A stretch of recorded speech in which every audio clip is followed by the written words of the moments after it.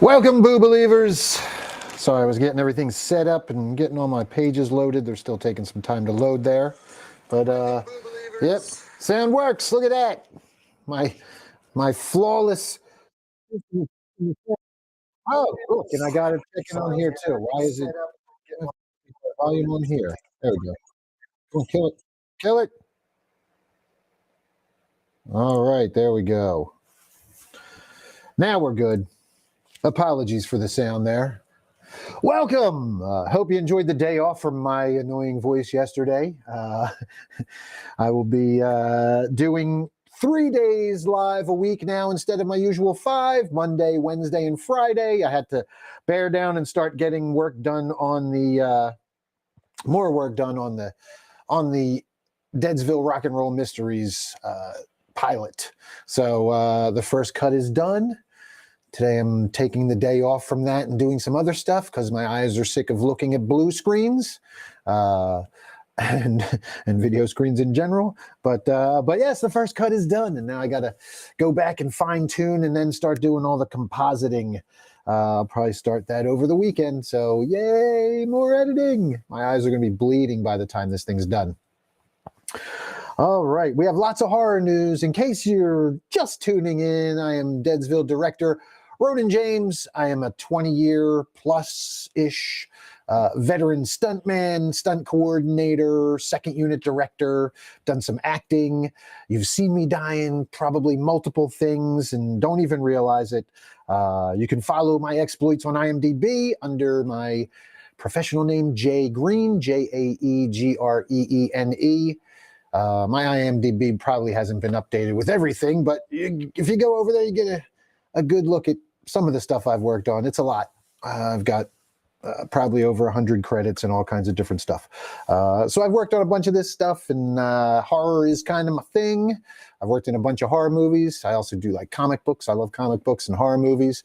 And yeah, I come here and every day we review some news. I react to trailers. I chat in the live chat with you guys and gals. And yeah, we get spooky and talk horror. So with that being said, make sure you like, follow, subscribe, ring the bell, share with your friends, invite your friends to follow the page, all that fun stuff. Yes, now let's get to some horror news, shall we? We have in the 3-day format now, we have a little more news to catch up on. So I'm going to probably yap a little less and read a little more and react a little more. We got a trailer we're going to check out today. Boy Kills World. Sam Raimi produced. You know, we're big fans of Sam Raimi here. Obviously, Evil Dead here. There's a, bang. Camera 2, B-cam, shows you, boom, our other Evil Dead poster here. Oh, I got to tape that up. The goddamn cats probably ripped that. Oh, son of a bitch. That's the problem with having cats. This is an original poster, too, damn it. Fucking cats. How do they do that and not knock over the Godzillas? I don't know. All right. Well, we love the Evil Dead. We love Sam Raimi. And yes, he has a new movie coming that stars Bill Skarsgård. And we're going to check out the trailer. You guys ready to do that? Should we jump in? We got some people tuning in. Thank you very much. Maddie Morningstar watching. Hi, Maddie. Steph Infection. Hey, Scream Hearts. Let me put up our chat box here. Let's see, where can how do I put the chat box in? I forget how to do this now sometimes. Bear with me, Boo Believers. There was a place for it here earlier. No. Chat. And, there we go, overlay. Boom. There we go. Now I can show your comments in the chat there. You guys can chat with each other live. And chat with me. Brittany Fox checking in. Hi, Brittany. Says, hey, everyone. Hey, Scream Hearts from Steph Infection. All the ladies are here. Maddie Morningstar. Awesome. All right. Welcome. I think that was the cats. I don't know, man. I don't remember it being ripped like that. It looks like a fresh rip. I don't know. The posters were not in the best shape to begin with, Steph Infection. Yeah.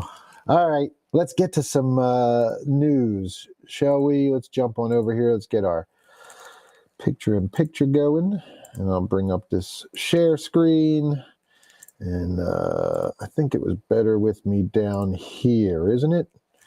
Isn't it better with me in here? Hold on. Where am I? There I am. All right.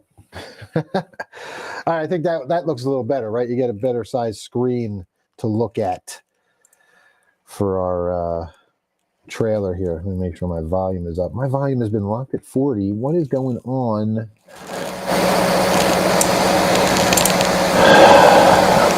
All right. This one's on iHorror.com. Boy Kills World drops new trailer with Bill Skarsgård and is being produced by Sam Raimi. And this was from Cameron McFarland. This was yesterday. So catching up. And bloody Bill Skarsgård, and I don't recognize the actress, but cool outfits. He's looking very thin and shredded. Boy Kills World is what happens when some of the biggest names in the horror industry decide to rip about the young adult chosen one genre. I didn't know that this was something that I needed in my life, but now I cannot live without it. The special child that has to rise up against the violent, oppressive overlords is something we have seen a lot of in the past 20 years. Films like The Hunger Games and The Maze Runner are films that changed an entire generation of young adults. Sam Raimi, Evil Dead, is a producer on this film with Moritz Moore directing. All right, so we got lots of Bill Skarsgård here. Looking shredded. Boy Kills World. Boy Kills World is set to release on April 26, 2024 via Roadside Attractions. Not only do we have some great creatives working with an awesome premise, but this film also has an amazing cast. We will see stars like Bill Skarsgård, Jessica Roth, Andrew Koji, Isaiah Mustafa, and Brett Gelman. This film looks bonkers in all the best ways. That's all the information we have for you at this time. Make sure to check back here for all your horror news as well and updates. All right. So Boy Kills World trailer 1. Are you ready, Boo Believers? Let's see what we got. Oh, we got a couple comments. Should I read them before we get in there? Hey, Reese. Reese checking in real quick. Hey, brother. Hope you're having another wicked day. Absolutely amazing. Fantastic. Thanks, Reese. Thanks for checking in, man. All right, let's check out this teaser trailer. Boy Kills World.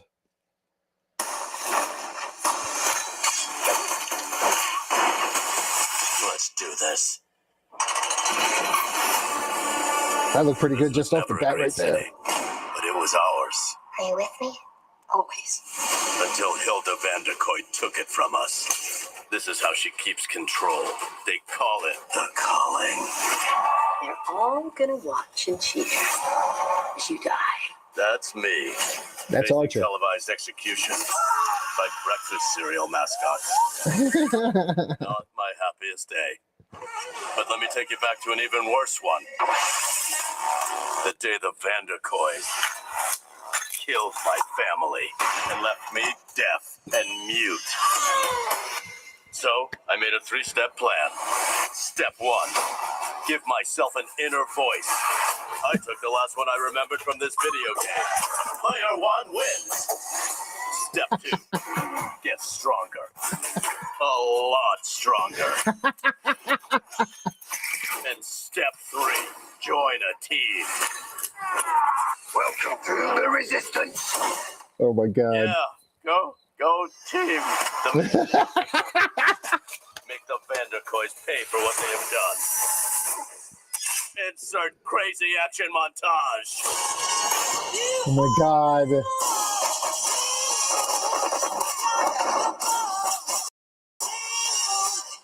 Oh, that looks fucking awesome.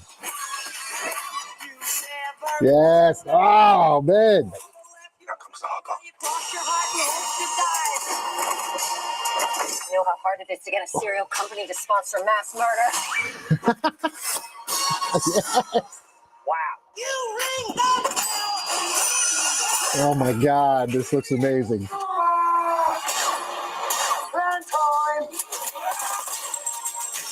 I don't like this plan.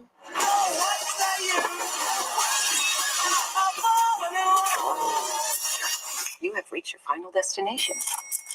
Oh my God. Oh my God, no! I have information. I'm gonna help you. Nobody wasn't going to help us. Definitely sounded like he was going to help us. Dude, that's, oh my God. Oh my God, that's fucking amazing. They don't mention, this is crazy though, because all right, I've got to go make sure. All right, real quick, I got to go check this out. What did you guys think, Boo Believers? Check it in the comments, because did you recognize the voice? I recognized the voice right away as soon as I heard it.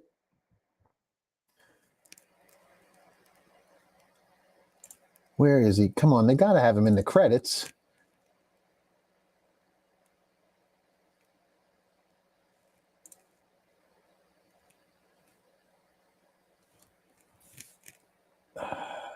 Dude, tell me that's fucking Archer's voice. That voiceover. That's not Bill Skarsgård's voice over top of that. He's mute and he has a voice in his head that he picked from a video game. That's what's his name, who does Bob's Burgers and Archer. I could have sworn that was whose voice that was. Did you guys hear it? Check in if that, yeah, Steph Infection said that's Archer. If not, I'll be shocked. That's what I'm saying too. But I don't see his name in the credits here.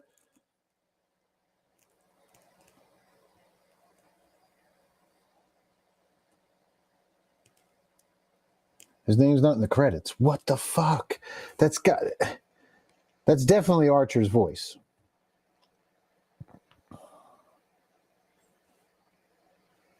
That's 100% Archer's voice. It's got to be. That's crazy. All right. It looked hilarious, though. Dude, the action looks amazing in that. That looks so good. Yeah, here's the full cast and crew. So let's see. No, they don't have them listed. They don't have a voiceover. They don't have the voice listed. Wow. All right. I'll be surprised. I'll be shocked if that is not Archer's voice. All right.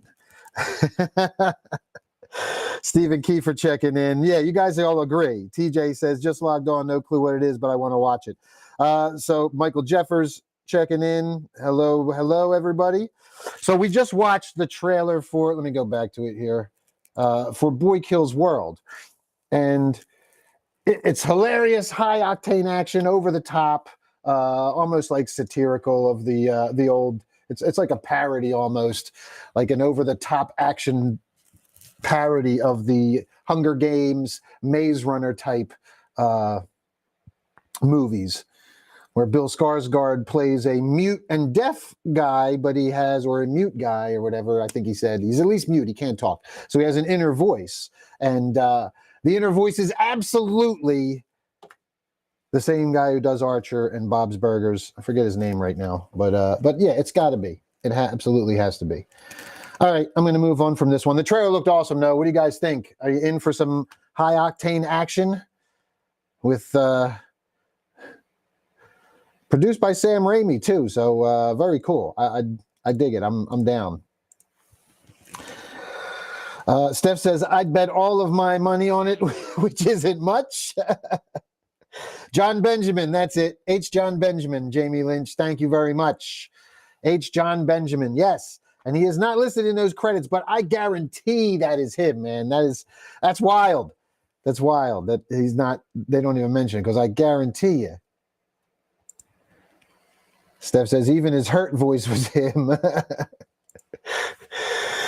And Bob's Burgers and Archer for sure. Brittany says, agreed, man.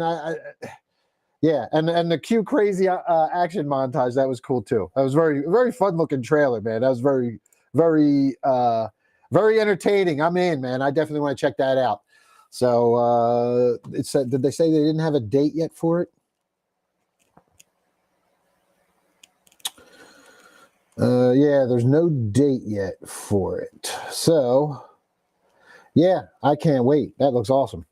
All right, Boo Believers, there was our first trailer reaction. That was that thumbs up, man. I'm excited for that one. That looked rad. All right.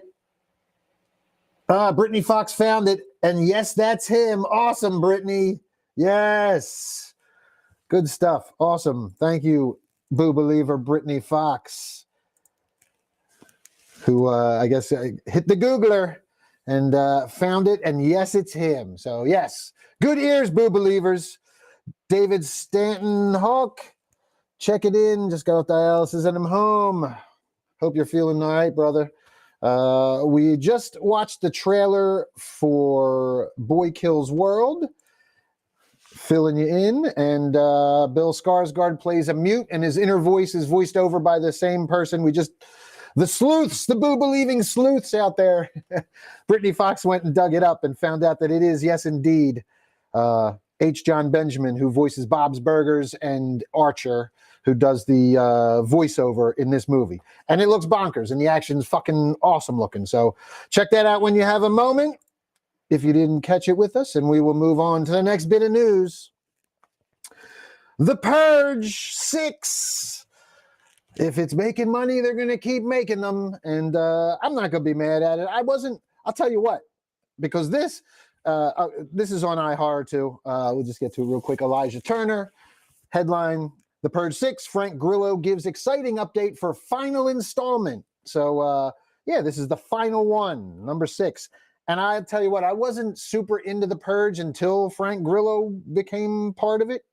And then I was because I love him, man. I think he's an awesome actor. If he would have been the perfect Punisher, if he was a little bit bigger, maybe. But yeah, I really dug the Purges that had him in it. So let's see what this update is, shall we? This should have fans of this franchise excited. In an interview with Screen Rant, Frank Grillo said, "The script is done. It basically centers around Leo Barnes, my character. His character is a fan favorite and will surely bring in a crowd at the box office." Check out more of what he said in the interview. And here's a shot from the Purge Anarchy in 2014. I think that was his first one, right? That was the first one he did. Frank Grillo stated, "The script is done. It basically centers around Leo Barnes, my character. It will be the last of the last of the last. It's like the guy who keeps retiring. James DeMonico is going to direct it if it happens, and it's a matter of money." Well, I think the last ones were successful, right? The last Purges, and they had a TV series and stuff, so hopefully they get the money to make it happen. He then continued saying, "It's a matter of how big they want the movie to be, how much money they want to spend on the movie, considering they've done a lot in this franchise, but it's a great script." The Purge election year, here was, yes. So first one that he was in was Anarchy, and then election year he returned. I remember that. He was a security guard now, working as the for the politician. The Purge first debuted in theaters in 2013 and was a major hit at the box office. It made $91.3 million on a $3 million budget. It would produce 4 more sequels titled The Purge Anarchy in 2014, The Purge Election Year 2016, The First Purge 2018, and The Forever Purge 2021. It would also produce a TV series of the same name that launched in 2018 and lasted for 2 seasons before being canceled. While the films haven't been critically received well, the franchise has made over $533 million worldwide on a combined film budget of $53 million. So, yeah, they fucking 10 times their budget on in less than 10 movies. So that's I would call those successful movies, right? I mean, shit, you brought $533 million back from $53 million. Yeah. Good job. This is amazing news, as the last 2 installments in the film have been absent of Frank Grillo's fan favorite character. Are you excited to see this last film center around his character? Let us know in the comments below. Also, check out the official trailer for the previous film below, The Forever Purge. Did we watch this trailer? I don't remember if we watched this. When did this come out? 2021, The Forever Purge. Okay, so we wouldn't have watched this. That's like one of those masks that you can buy on Amazon for airsoft.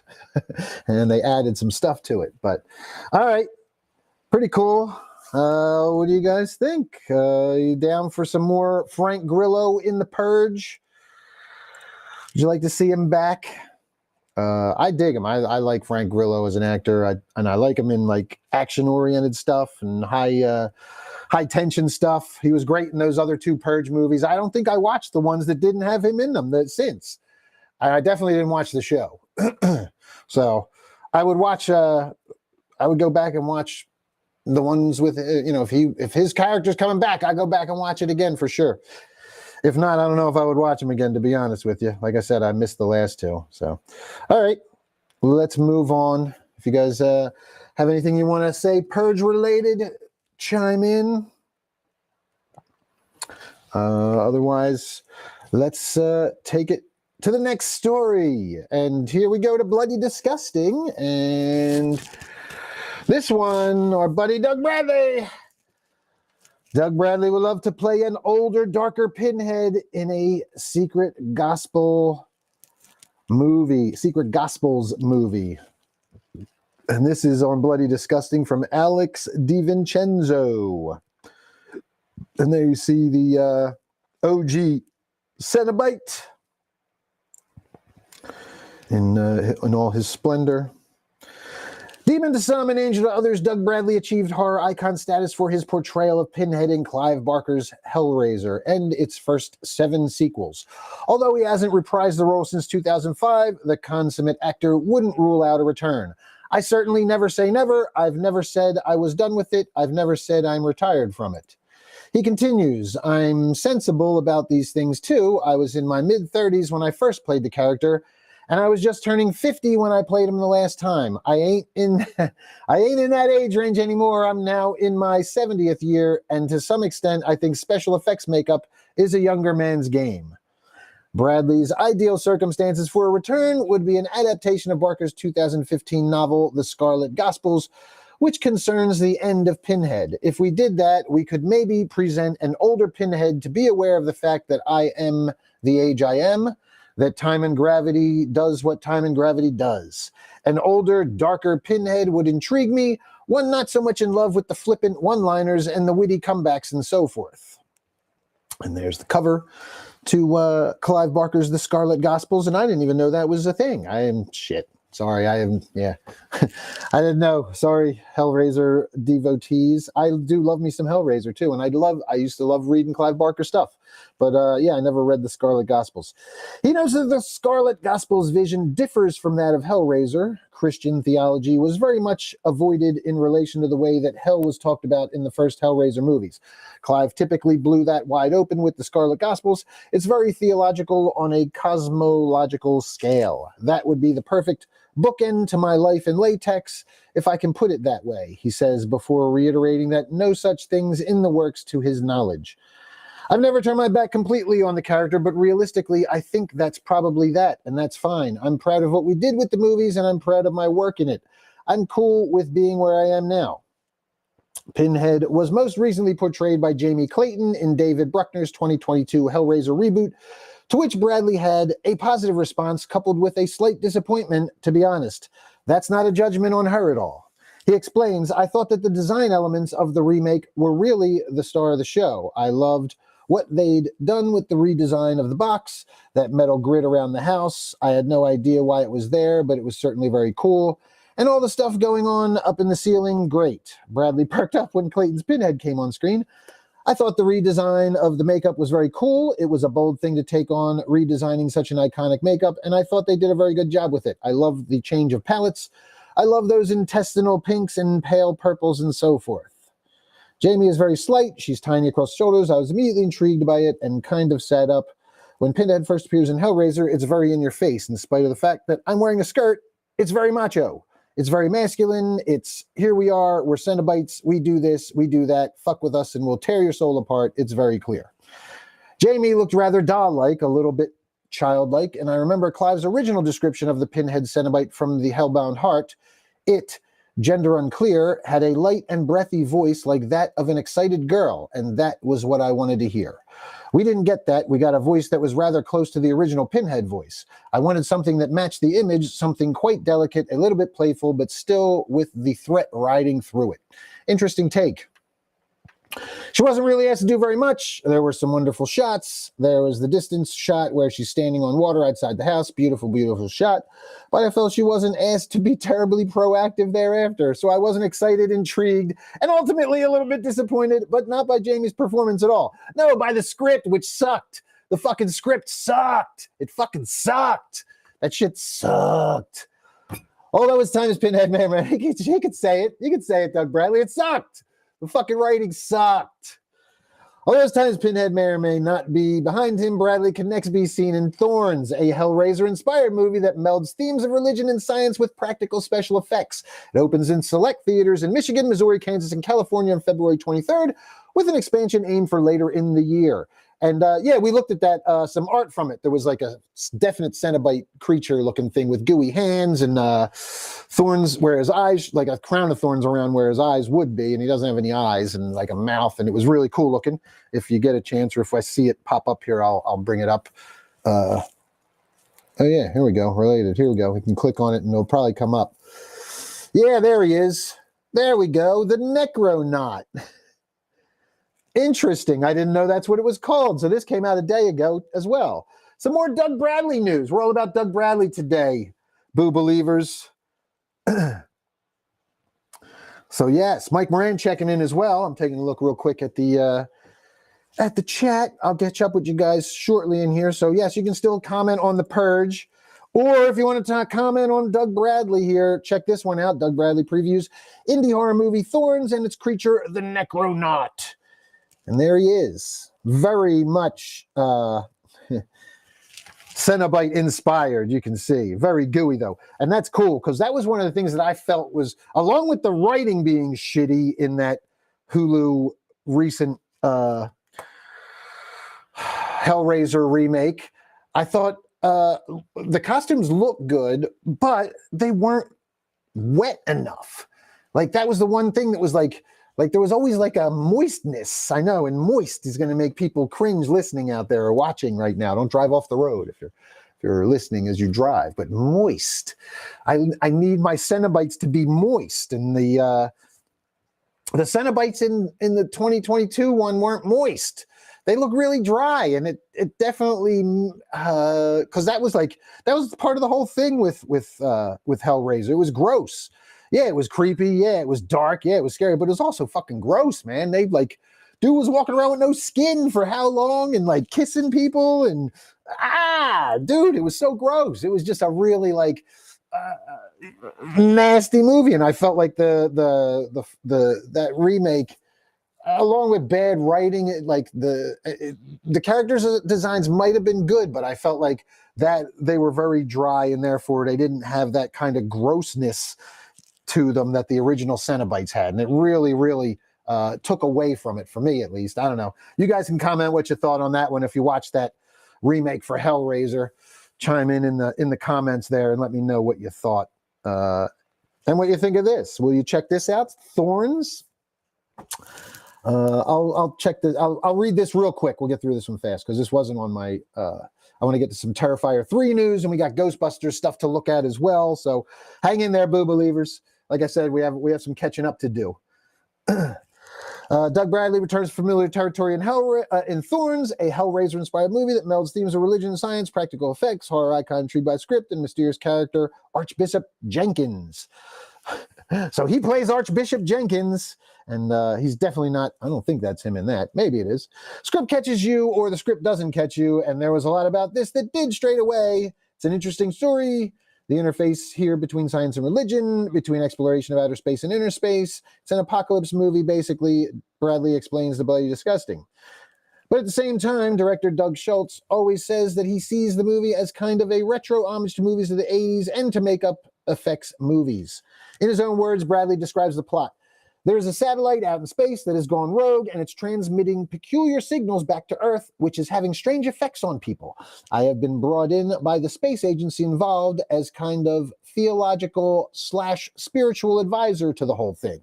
As Archbishop Jenkins himself says, when you're dealing with these kinds of big issues, who better than a man of God to be involved in the process? So I'm sending this guy off to an observatory to find out what's going on. I'm a man of the cloth, Am I necessarily on the side of the angels? Who knows? You'll have to see the movie to find out, he teases. There you go. It's a well-written, well-directed, well-performed movie. John Benet and Cassandra Shomer, who really play the two leads in the movie, have done an outstanding job. He was especially impressed by Shomer's performance as a mute nun. She is completely silent in the film and has a lot of acting to do and a lot of communicating to do, and she does a great job.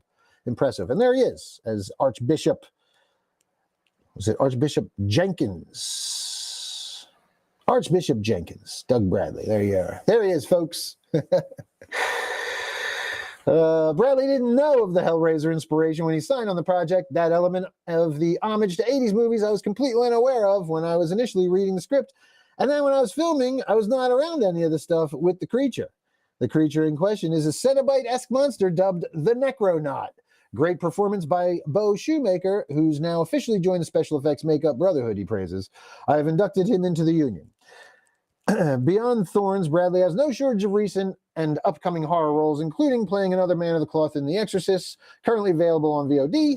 I honestly think it's better than The Exorcist Believer. You might think that wouldn't be too difficult.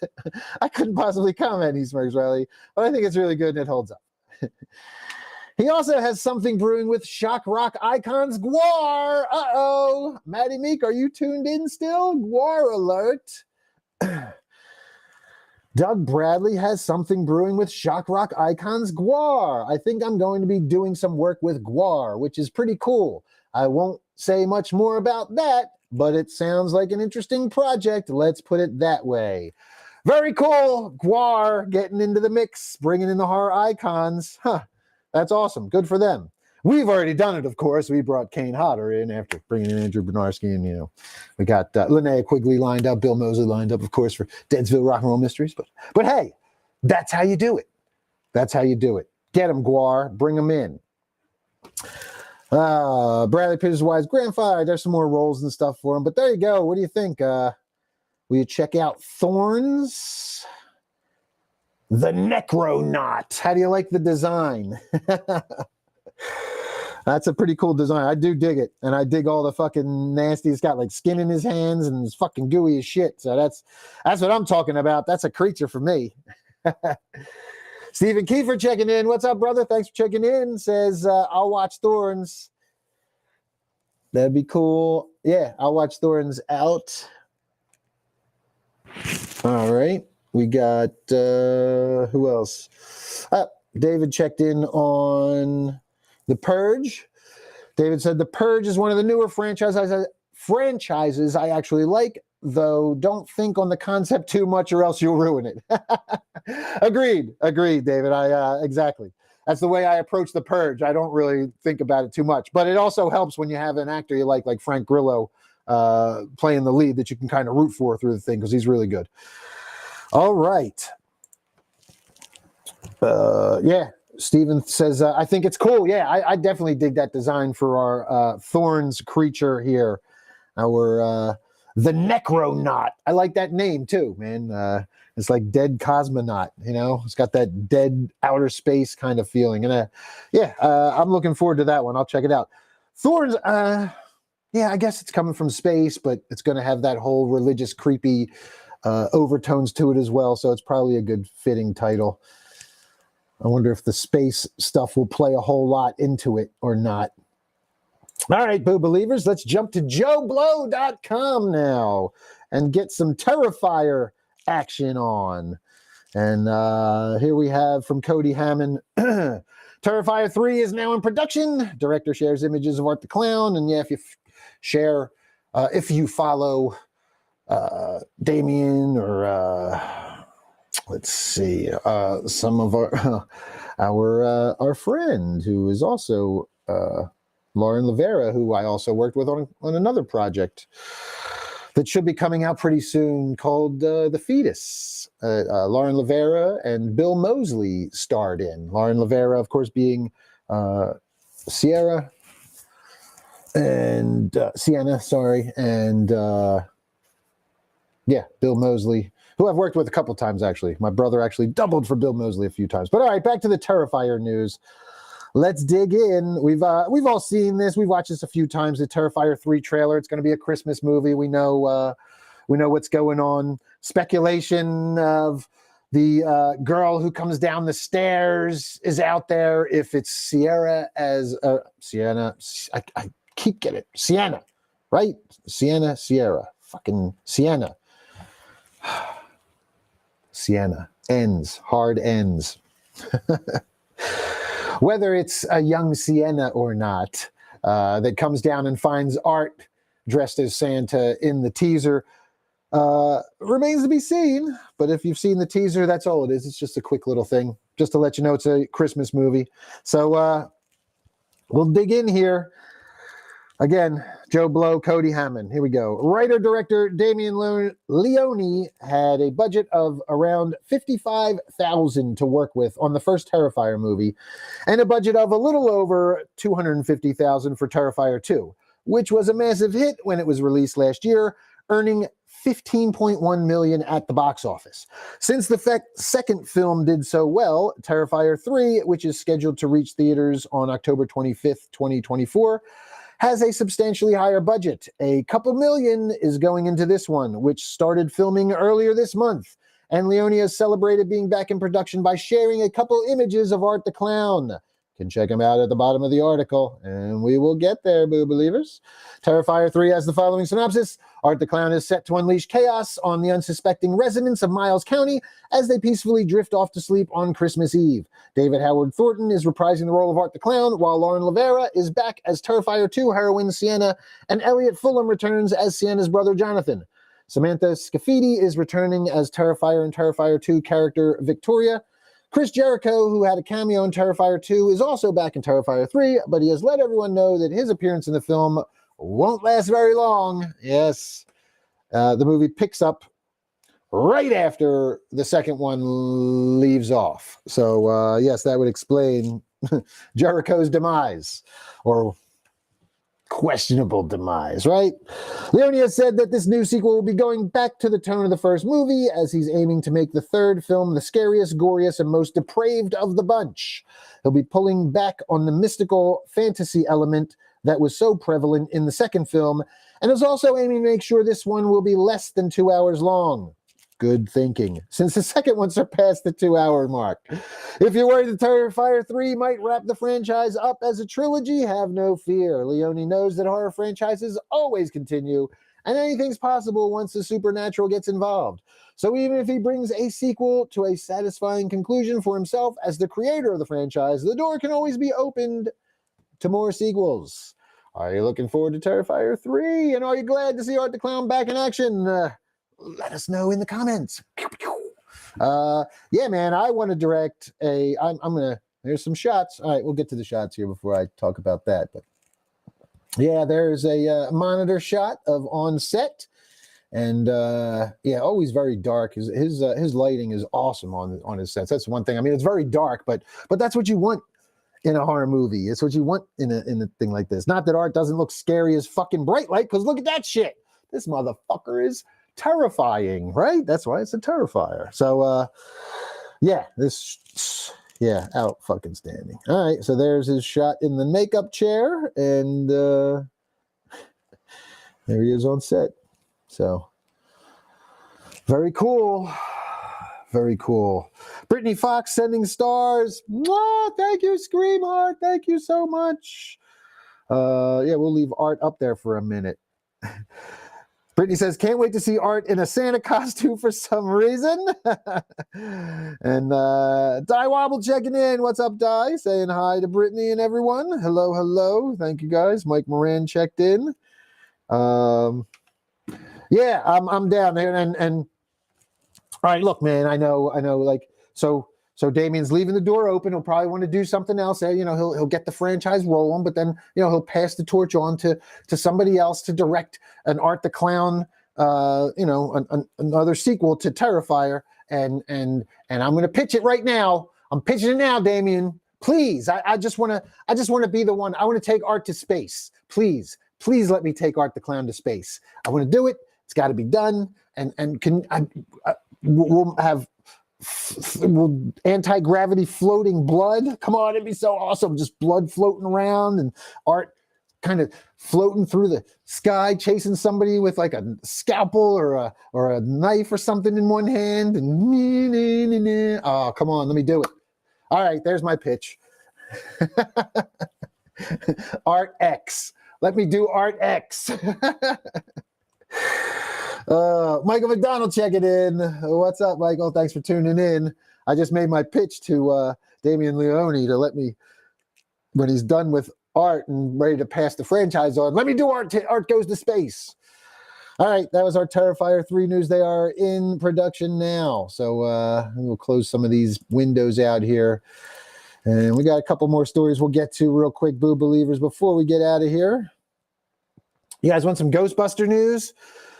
We got some Ghostbuster news. It's more like, well, posters, I guess. Ghostbusters Afterlife sequel, Ghostbusters Frozen Empire, is set to reach theaters in exactly 1 month on March 22nd. Sony Pictures has marked the occasion by unveiling 4 new posters. Check them out at the bottom of the article. We're not going to read this whole story here because we have read a bunch about Ghostbusters already, and it sounds and looks fucking awesome. And here we go. This one, I saw this poster yesterday, and it's pretty fucking epic. I love it. It's in IMAX. This might have to be an IMAX viewing. I might have to see this in IMAX. Yeah, man. A whole cast. It's fucking epic looking. Everybody's got proton packs. Janine got a proton pack. Yeah. Is that a proton pack she's holding? No, she did. She said that she has a different piece of equipment that she has in this. That's not a proton pack, is it? No, it isn't. I wonder what it is, because she didn't give it away, but that's interesting right there, Boo Believers. You can see she's got something, and she said too in an interview that she gets to suit up with the boys, and that she didn't get to do a proton pack, but they gave her a different type of equipment that she didn't want to give away yet. So there it is. It's on the poster. Very cool. So yeah, that poster is awesome. I dig that a lot. Kind of like the whole ensemble epic. And you got Slimer right there in the middle. Yeah. All right. Here we got another one. And this is like the new Ghostbusters. So there you go. You got your new batch. The new recruits. And I'm assuming, oh man, look at that. You got some frozen marshmallow men. That's great. Marshmallow men and ice cubes. That's fucking great. Little mini Stay Puffs. That's fantastic. Ooh, yeah. I like that. The creature, it's like a giant eel with arms. Yeah. He's fucking wicked looking. Spiked tail. You can see his tail whipping around there, and it's got all kinds of fucking... I think that's his tail, maybe. Oh, no, that's a car with the... Yeah, that's right. Sorry, yeah. There's his tail down there. The spikes are going through the car in the background. That's his tail there with the scale and going down like that. He's fucking rad, though. That's vicious looking. I dig it. All right. What do you think, Boo Believers? You got the new cast. You got the full cast. That full one's pretty epic looking, man. I love it. I don't see a Ghost Egon on there, though, but hopefully we get one. I'm holding out hope. Oh, man, the countdown is on. Brittany says, we always want Ghostbuster news. And yes, for sure, got to see this in IMAX. She doesn't have a pack. Yeah, I'm guessing. It's definitely, whatever that is, it's whatever she was talking about. And of course, fingers crossed for Ghost Egon. Please give us Ghost Egon. Also, let me jump back, because Brittany had can't wait to see Art in a Santa costume for some reason, which yeah, I think Art will be hilarious as a Santa, especially since David's already played in a Santa costume when he did the Grinch. So I wonder if it'll be similar. He was the best part of that movie, that Mean One movie. If you watched it, no offense to David, loved him as the Grinch, but the rest of the movie was kind of rough. So, all right, Boo Believers. Andy Social checking in. What's up, Andy? Out on the road touring with the Sheckies. We will see you next week, sir. Hope you guys are having fun out there. And I saw you went to some, did you go to a big dinosaur or something the other day? I think I saw that France was posting about. I don't know. We'll fill me in later, Andy. All right. I think we got one more story we're going to get to here. And yeah. And he says, what's up, dude? Brittany, fingers crossed for Ghost Egon. And Brittany says hi to Andy as well. So, all right, let's jump back in a second to our news. What do we got? Was that it? Oh, that might have been our last story. No, we have something else here, don't we?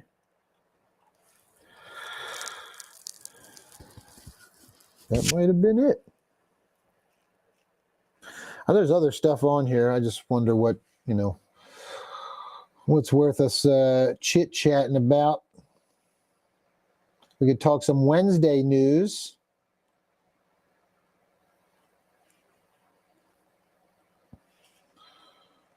Yeah, let's do some Wednesday news. Bang that out real quick, Boo Believers. Let me put my screen share back on here. And you guys can see. Look at the pretty pictures. While I read this story on Joe Blow from Wednesday season 2 says every single. Here we go. I talked about this the whole.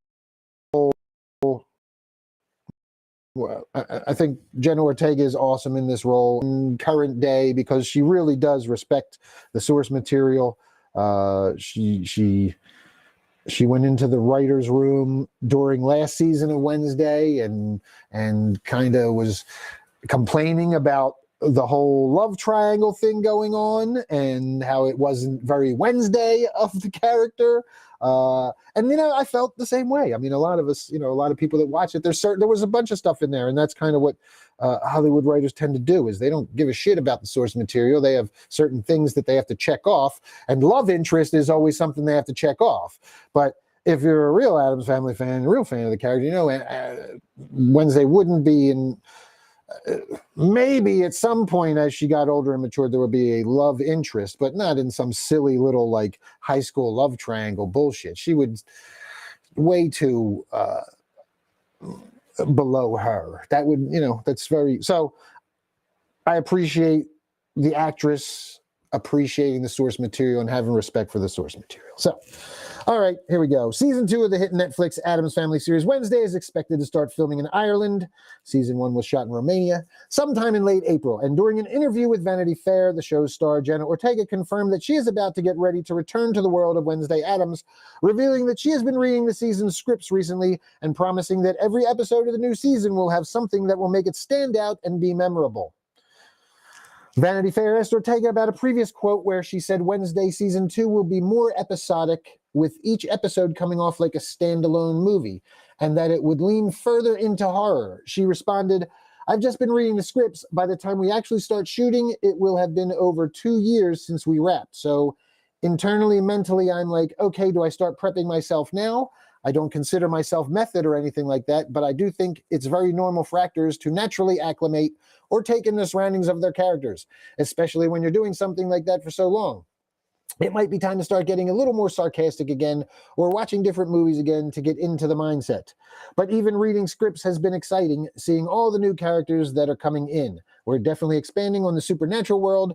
Our show had all sorts of werewolves and vampires and da-ta-da, and I think we expand on that a little bit. When asked to elaborate on the idea of each episode seeming like a standalone movie, she said, I mean, in the first season, we had episodes that really stood out visually, like the dance episode was a really big one for people. And that setting was very particular, and it felt like prom night a little bit, or Carrie. Every episode of season 2 that I've read so far is like that. It just stands out on its own as a very memorable scene or bit or setting, which I think is what I'm most excited for, because to pull that off for 8 episodes is, I think, really incredible and really lucky. All right. That's big talk. We'll see. The first season of Wednesday consisted of 8 episodes. The show comes to us from Miller Gow Inc., Tim Burton Productions, Toluca Pictures, and MGM Television, and is described as a comedic, supernaturally infused coming-of-age series that follows a teenage girl's years as a student at Nevermore Academy, where she attempts to master her emerging psychic ability, thwart a monstrous killing spree that has terrorized the town, and solve the mystery that embroiled her parents 25 years ago, all while navigating her new relationships at Nevermore. Snap, snap. And yes, that was season 1's synopsis. That is not season 2. I'm not going to read all these names. We all know who's in the damn show, and there's the most memorable scene from obviously the first season, the most memorable scene, the big dance scene. So there you go.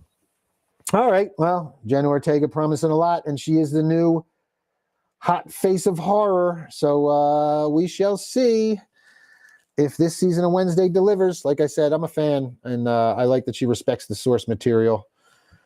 She also talked about the Lydia Dietz character last week. We talked about, or earlier in the week, we talked about that. So, yeah, not much else to talk to about today in the world of horror, boo believers. So I'm going to wrap it up, I guess. I'm going to come to your chat and check in. See who else has joined us. Andy and Brittany chatting. Les Price checking in. What's up, Les? How you doing, dude? Another stuntman and actor and voiceover artist. One of the character actors here in Deadsville as well. You can check him out in the Heather is a Hex Girl video, where he introduces us to his character, Grim Diesel, the bouncer, the security guard for the Hex Girls.